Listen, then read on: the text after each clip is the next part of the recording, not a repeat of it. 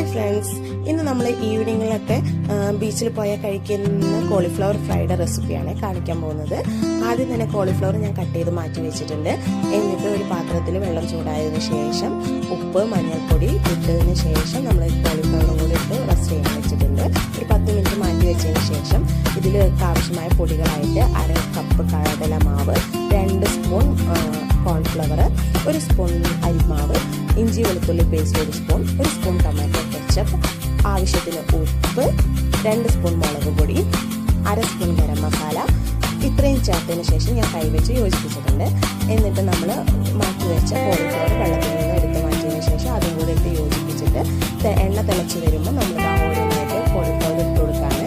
കുറച്ച് കുക്കായി വരുമ്പോൾ നമ്മൾ ആവശ്യത്തിന് കറിവേപ്പിലയും കൂടി ഇട്ട് ഫ്രൈ ചെയ്ത് കോരി മാറ്റുക. ഈവനിങ്ങിൽ കഴിക്കാൻ പറ്റിയ നല്ലൊരു സ്നാക്കാണ്. കുട്ടികൾക്കൊക്കെ വളരെ ഇഷ്ടപ്പെടും. എന്തായാലും ഒന്ന് ട്രൈ ചെയ്ത് നോക്കാം.